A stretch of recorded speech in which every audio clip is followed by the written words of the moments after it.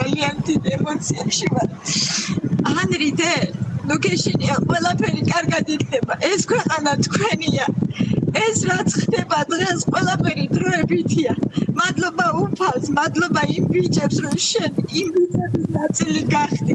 საქართველო გმირების არის, როგორც იყო ანწუხელიძე და არა 300 ლარიანი მოღალატეების, რომლებიც დღეს საქართველოს მართავენ. დღევანდელ მთავრობას არ უნდა მოაზროვნებ ახალგაზრდობა, ჩლუნგი ახალგაზრდობა უნდა, რომელიც ადვილად მართოს. ეს ასე არ იქნება.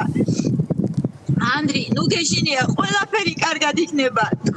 ჩვენ ერთი დიდი ოჯახი ვართ, როგორც შენ იძახიდე. მადლობა მინდა ასევე უთხრა იმ ნანუკას, რომელიც ჩვენი ბიჭების იმედები არიან.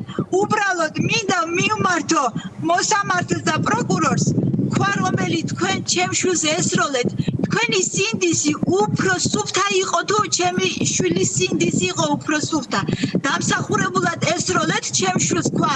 თქვენ თავს კითხეთ, ბატონო მოსამართლე, ბოლოს განაჩენი რომ გამოუტანეთ ჩემს შვილს, სახეზე ხელი რატომ აიფარეთ? სადმე ხომ არ გაიელვა თქვენში სინდისის ნაპერწკალმა?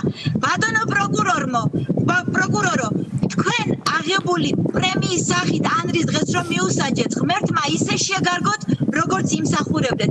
მეც არაფერს არ ვიტყვი მე. საქართველო ყოველთვის იყო გმირების და გმირების იქნება. ოდითგანვე ყოლია საქართველოს მოღალატეები და ასე რომ ყველამ ძალა ერთობაშია. მეტი რა ვთქვა, არ ვიცი, მე 12 წელია ემიგრანტი ვარ და მე ისეთი შვილი არ გამიზრდია 20% რომ ართავს საქართველოს.